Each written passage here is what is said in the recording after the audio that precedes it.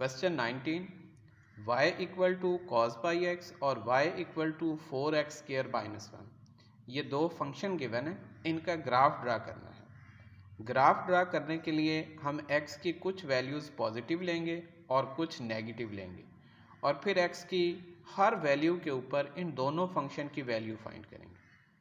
अब देखें ये ज़ीरो है, ये पॉजिटिव वैल्यू ले ली और ये नेगेटिव ले ली।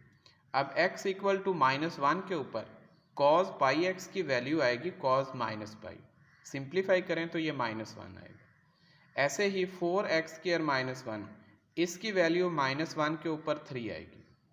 इसी तरह -3/4 पे कॉस पाई एक्स की वैल्यू है कॉस -3π/4, सिंप्लीफाई करें तो -0.7।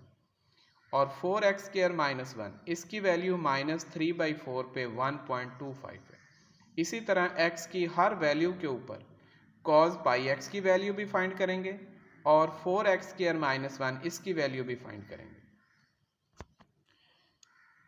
उसके बाद हम इनको इस ग्राफ के ऊपर ड्रा कर देंगे। जो हमने x की वैल्यू ली थी इन्हें x एक्सिस के ऊपर शो करेंगे और ये जो फंक्शंस की वैल्यू है इन्हें y एक्सिस के ऊपर शो करेंगे। अब x की वैल्यू हमने ली थी पॉजिटिव भी, नेगेटिव भी, ज़ीरो भी, तो ये ज़ीरो यहाँ ओरिजिन पे आ जाएगा। ये पॉजिटिव वैल्यू राइट साइड पे 1/4, 1/2, 3/4, 1। ये नेगेटिव वैल्यू लेफ्ट साइड पे -1/4, -1/2, -3/4 और -1।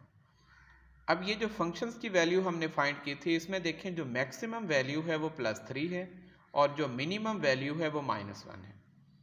तो जो पॉजिटिव वैल्यू है वो ओरिजिन से ऊपर लिखेंगे और जो नेगेटिव वैल्यू है वो ओरिजिन से नीचे। अब ये पॉजिटिव आ गई 0.5, 0.7, 1, 2, 3 और नेगेटिव ये नीचे आ गई -0.5, -0.7 और -1। अब पहले हम कॉस पाई एक्स को ड्रा कर देंगे। अब देखें x इक्वल -1 पे कॉस पाई एक्स की वैल्यू है -1।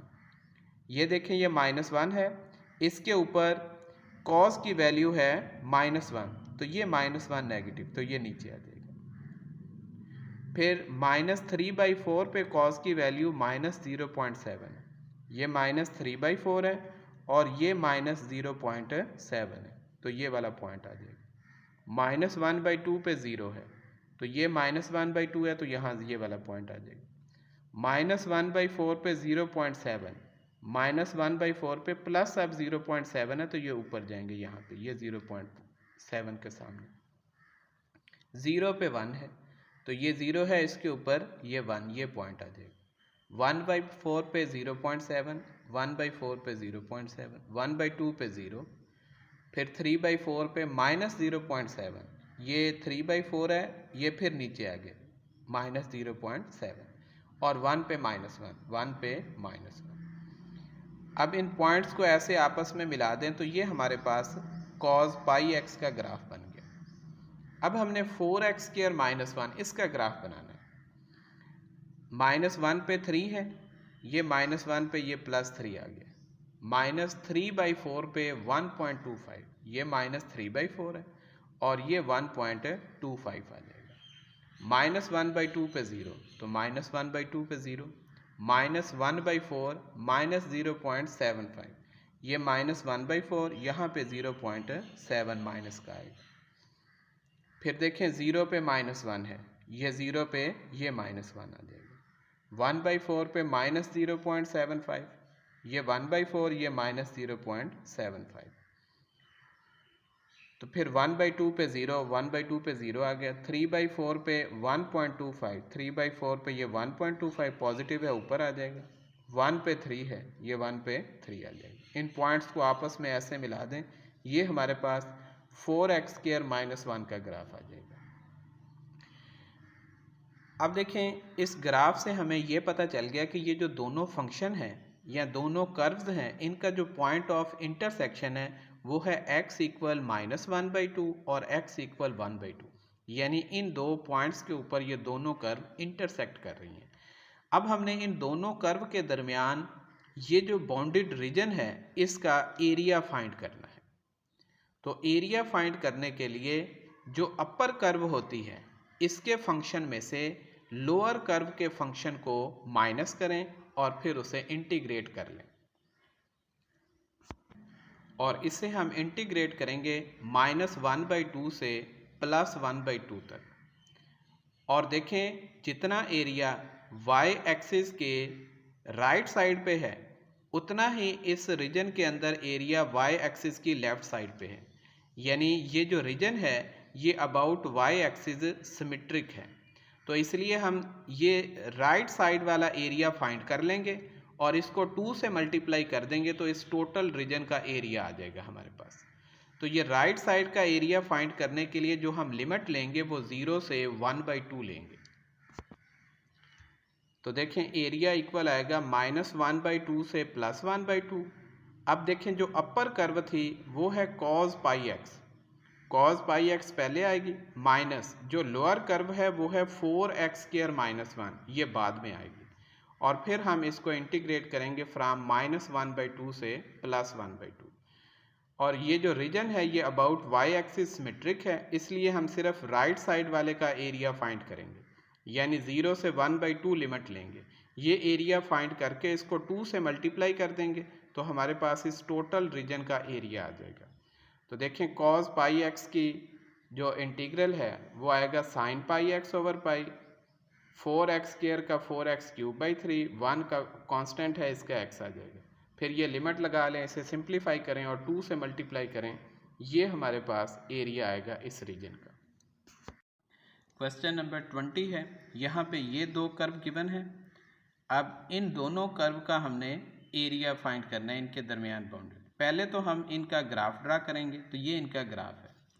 उसके बाद देखें इन दोनों कर्व के दरमियान जो एरिया है वो ये वाला है, ये हमने फाइंड करना है।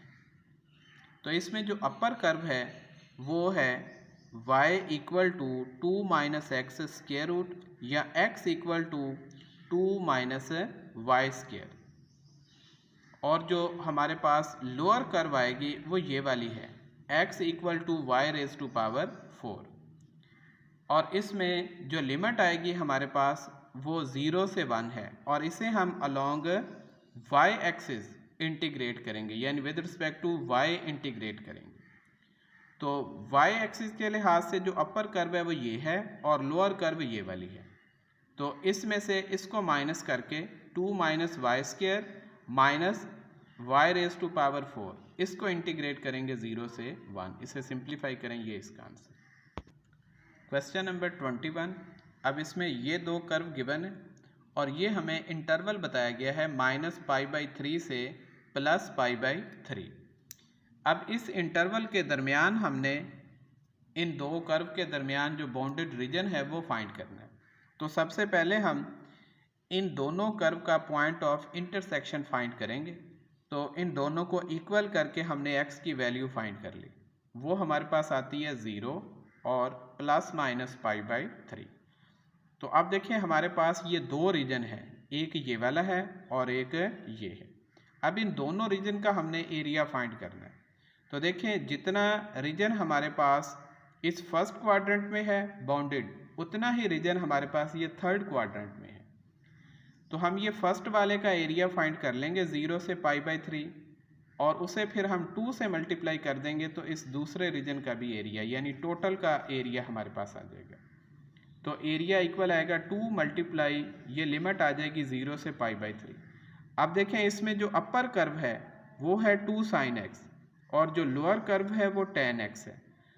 तो हमारे पास जो एरिया आएगा वो आएगा 2 sin x - tan x, और इसे हम with respect to x integrate करेंगे। तो इसे इंटीग्रेट करके सिंप्लीफाई करें तो ये हमारे पास एरिया आएगा 2 - 2 नेचुरल लॉग 2। क्वेश्चन 22 है, इसमें ये दो कर्व गिवन है, इनका भी पॉइंट ऑफ इंटरसेक्शन फाइंड करें तो वो आएगा 0, 1, -1, यानी इन तीन पॉइंट्स पे ये इंटरसेक्ट करती हैं, -1 पे, 0 पे और +1 पे। तो देखें इसमें भी हमारे पास ये दो रीजन बन गए, एक फर्स्ट में एक थर्ड में। तो ये फर्स्ट वाले का हम एरिया फाइंड करेंगे, उसे 2 से मल्टीप्लाई कर देंगे, टोटल आ जाएगा। तो ये आएगा एरिया 2 × इंटीग्रल फ्राम 0 to 1। अब देखें इसमें जो अपर कर्व है वो हमारे पास ये है y = x वाली, यानी x ये अपर कर्व आ गई और ये जो x क्यूब वाली है ये लोअर कर्व है, तो x माइनस एक्स क्यूब, इसे हम इंटीग्रेट करेंगे तो ये हमारे पास आंसर आएगा। क्वेश्चन 23, इसमें ये दो फंक्शन गिवन है और ये इंटरवल बताया गया है 0 से 6। अब जिसमें इंटरवल बताया गया हो फिर उसी इंटरवल के अंदर ही आपने x की वैल्यूज़ लेके ये ग्राफ बनाना है। अब देखें ये 0 से 6 है ना, तो हमने ये 0 x की वैल्यू ली है 0 1 2 3 4 5 6। इसी के करस्पॉन्डिंग हमारे पास जो y की वैल्यूज़ आएंगी फिर हम उसे यहाँ पे ड्रा कर देंगे, तो इस तरह का ग्राफ बनेगा। अब इनका जो पॉइंट ऑफ इंटरसेक्शन है वो है 0 और 4, ये 0 है और ये 4 है, ये पॉइंट ऑफ इंटरसेक्शन है। अब इस इंटरवल 0 से 6 तक ये दो रीजन बनते हैं, इनका हमने एरिया फाइंड करना है। अब देखें इस रीजन के अंदर जो अपर कर्व है वो ये वाली है 2x क्यूब स्क्वायर रूट है जी, और जो लोअर कर्व है वो है एक्स स्क्वायर बाई 8, जबकि इस रीजन के अंदर जो अपर कर्व है वो एक्स स्क्वायर बाई 8 वाली है और लोअर कर्व ये वाली है। तो इसका एरिया हम दो हिस्सों में फाइंड करेंगे, पहले 0 से 4 तक और फिर 4 से 6 तक। तो जब 0 से 4 तक एरिया फाइंड करेंगे तो उस सूरत में अपर कर्व ये वाली है 2x, ये क्यूब रूट है इसका, ये पहले आएगा, माइनस ये एक्स स्क्वायर ओवर 8 ये बाद में, फिर प्लस। अब इस रीजन के अंदर जो अपर कर्व है वो एक्स स्क्वायर बाई 8 है, ये पहले आएगी, फिर माइनस, फिर ये लोअर कर्व ये वाली आ जाएगी। फिर हम इसे सिंपल इंटीग्रेट करेंगे। इंटीग्रेशन के बाद हमारे पास लिमिट पुट करने के बाद ये इसका आंसर आ जाएगा। इसे सिंप्लीफाई कर लेंगे, ना समझ आए तो आप कमेंट्स में पूछ सकते हैं। क्वेश्चन 24 है, इसमें भी देखें ये दो फंक्शन गिवन है, इनका भी पहले हम पॉइंट ऑफ इंटरसेक्शन फाइंड करेंगे, इन दोनों को इक्वल कर लें, x की वैल्यू निकाल लें तो ये π/3 आती है, यानी 0 से पाई इस इंटरवल के ऊपर इन दोनों कर्व का जो पॉइंट ऑफ इंटरसेक्शन है वो ये है x इक्वल π/3। अब इसमें भी देखें दो रीजन बन रहे हैं, दोनों का हम अलग-अलग एरिया फाइंड करेंगे और फिर प्लस कर लेंगे तो ये टोटल एरिया आ जाएगा इस रीजन का। अब जो फर्स्ट रीजन है इसमें लिमिट है 0 से π/3 और जो सेकंड है उसमें π/3 से पाई है। अब फर्स्ट रीजन के अंदर जो अपर कर्व है ये वाली, ये हमारे पास है cos x, और ये जो लोअर कर्व है ये है 1 माइनस cos x, ये वाली ये लोअर कर्व है, यहाँ पे इस रीजन में ये लोअर है और ये वाली अपर है। तो 0 से π/3 में ये cos x यानी इस कर्व का जो फंक्शन है cos x ये पहले आएगा, माइनस इस कर्व का फंक्शन 1 माइनस cos x ये बाद में आएगा।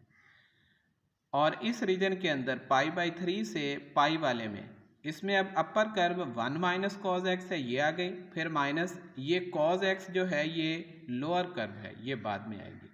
इसे हम सिंप्लीफाई करके इंटीग्रेट करेंगे तो इसमें हमारे पास जो आंसर आएगा वो ये है 2 × 3 स्क्वायर रूट प्लस π/3। क्वेश्चन 25, इसमें ये दो फंक्शन गिवन है। अब इनका हम ऐसे ग्राफ ड्रा करें तो हमारे पास जो इनका पॉइंट ऑफ इंटरसेक्शन है वो है x इक्वल टू +-1, यानी -1 से लेके +1 तक ये रीजन बनता है, ये बाउंडेड रीजन है जी, इसका हमने एरिया फाइंड करना है। अब देखें ये जो रीजन है ये अबाउट y एक्सिस सिमेट्रिक है, इसलिए हम इस फर्स्ट हाफ वाले का, फर्स्ट क्वाड्रेंट वाले रीजन का एरिया फाइंड करेंगे, उसे 2 से मल्टीप्लाई कर देंगे तो इस टोटल का आ जाएगा। इसका एरिया फाइंड करने के लिए लिमिट लेंगे 0 से 1 और उसे फिर 2 से मल्टीप्लाई कर देंगे, तो देखें ये लिमिट 0 से 1 आ गई और 2 से मल्टीप्लाई कर दी। अब ये जो अपर कर्व है हमारे पास ये है 2 माइनस एक्स, माइनस ये जो लोअर कर्व है वो x⁴ है, तो ये बाद में आ गई। इसे सिंप्लीफाई करें इंटीग्रेट करके, ये इसका आंसर आएगा 13/5। क्वेश्चन 26, इसमें ये दो फंक्शन गिवन है, साइन हाइपरबॉलिक x और e⁻⁻x, और ये इंटरवल गिवन है 0 से 2। इसके दरमियान हमने इनका ग्राफ बनाएंगे तो ये ग्राफ बन जाएगा।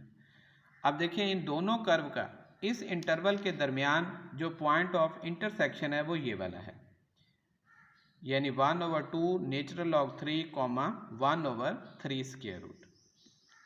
तो अब हमने इसका भी, इसमें भी देखें ये दो रीजन बन गए, अलग अलग हर रीजन का एरिया फाइंड करेंगे। ये फर्स्ट रीजन में 0 से 1/2 नेचुरल लॉग 3 यानी नेचुरल लॉग 3 स्क्वायर रूट, ये लिमिट जाएगी 0 से नेचुरल लॉग 3 स्क्वायर रूट। और इस दूसरे के लिए जो लिमिट है वो नेचुरल लॉग 3 स्क्वायर रूट से +2 है। अब इस रीजन के अंदर जो अपर कर्व है वो e⁻⁻x और लोअर कर्व जो है वो साइन हाइपरबॉलिक x है, ये आगे। और ये जो सेकंड रीजन है इसमें upper curve sign hyperbolic x है, माइनस जो लोअर कर्व है वो e⁻⁻x। इसे सिंप्लीफाई करें, इंटीग्रेट करें तो हमारे पास ये इसका आंसर आ जाएगा। Question number 27। अब इसमें हमारे पास 3 कर्व गिवन है, इनके लिए भी ग्राफ उसी तरीके से बनेगा। तो इन तीनों कर्व का हम ग्राफ बना के ऐसे उसे ड्रा करेंगे।